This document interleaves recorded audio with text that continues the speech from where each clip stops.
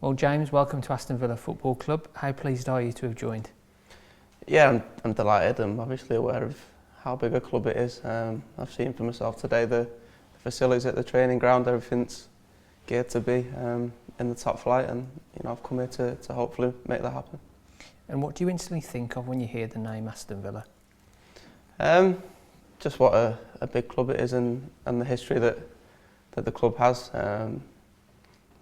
I've grown up watching the club in the Premier League, and unfortunately with last season it's not there at the moment, but like I say, with the facilities that are here are really impressive, and having spoke to the manager, he's ambitious to get players in that know the Championship but are able to play in the Premier League if we do succeed doing that.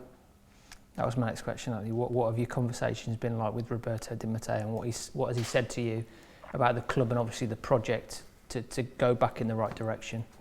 Yeah, they've been good. They've been positive. Obviously, there's a bit of doom and gloom since the relegation last season, but he's looking to bring in good lads to the club and players that know the league and are able to play higher also.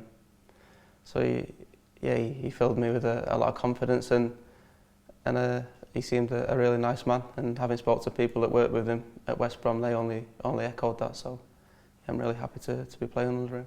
And he's a very charismatic character, isn't he? You can tell good man management skills, and he seems the kind of manager that players would want to play for.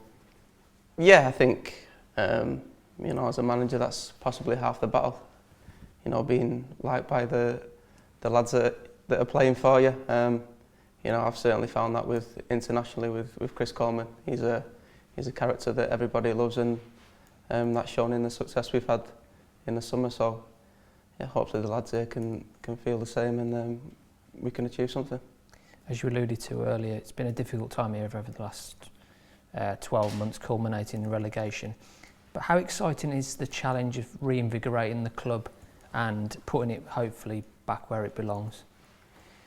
Yeah, I think that's been the biggest feeling I've had since I heard of the interest, the excitement to come here and achieve something.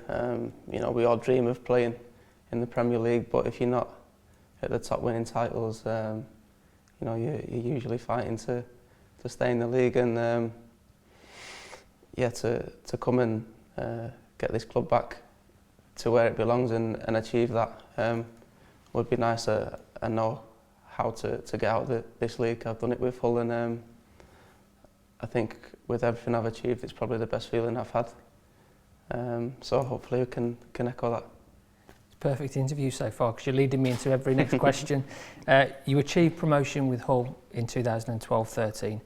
What do you think is the key attribute in getting promotion as a team and as individuals within that team?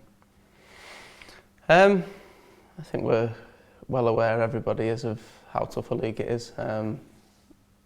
There's an awful lot of big clubs in the league now, and each game's difficult. But I think, I've found mentally it's a big challenge, because it is a long season with a lot of games, and not to dwell on maybe negative results for too long and bounce back quickly, because if you win 2 or 3 games in this league, then it moves you up the positions very quickly. So I think that's been the biggest thing I've took from my time playing in this league. But also, if you play with some quality and prepare well, it puts you in really good stead.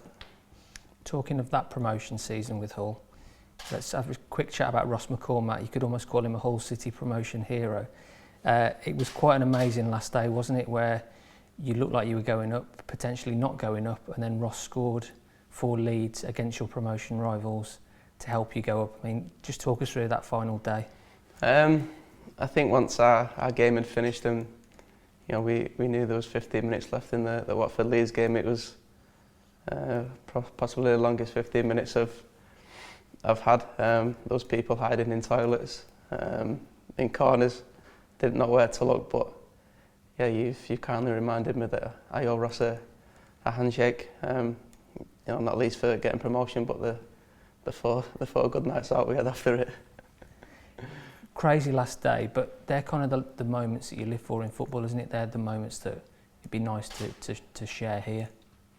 Yeah, certainly. You know, it's a short career, and moments like this don't tend to happen too often. I've been lucky enough to have a few, and I'm coming off the back of, you know, a really special run in the summer. So it's nice to still have that feeling personally, and you know, hopefully I can continue that at Aston Villa. Talking about Wales, how much did you enjoy the summer, and what was that whole experience like? Yeah, it was amazing. I think, you know, if we're all honest, we never imagined going as far as we did. But since I've joined up, it's been, you know, a really great group, and a great group of lads off the field as well as on it that I've got on really well with and enjoyed spending time with. And I think that's shown in the run that we had. We were confident that we could get out of the group, but once we had achieved that, we weren't sure how far we could go. And yeah, like I say, with the bond that we have and how much we enjoy playing for the manager, that took us a long way. And like I say, hopefully we can emulate that here. One thing that's been in short supply here recently is confidence. Do you think the feel-good factor that I'm sure you're still experiencing from that tournament can kind of help personality-wise coming here? Yeah, I hope so. I think you know, it helps in life in general if you walk around with a smile on your face. You know, no one gets very far dwelling on things, and you know, I think it's important for everybody that we move on from the relegation last season as quickly as possible. You know, hopefully that starts on Saturday with the first home game of the season, and hopefully that puts us in a good run to achieve something like you say. And as you said, we've obviously got Rotherham on Saturday and Huddersfield on Tuesday. How pleased are you to call Villa Park your home as a stadium? Yeah, it's been one of those stadiums, like I say, that you know, I've watched Premier League games and FA Cup semi-finals, you know, for a long time. It's a stadium with huge capacity and you know, wonderful support when it's full, and it's a place I'm really looking forward to playing in every Saturday. And very finally, concerning the doubleheader of matches at home after losing the opening day game, you can't really underestimate, can you, the value of potentially 6 points from that quick doubleheader, and that can kind of quickly change the outlook for the football club going forward. Yeah, certainly. Like I say, it's not good for anybody dwelling on anything. If we can get off to a good start, like I say, the confidence for everyone, ourselves and the fans will be high. And you know, my old club Hull shown that last year. They had a really good home form, and you seen what happened there. So yeah, hopefully we can start that on Saturday and Tuesday.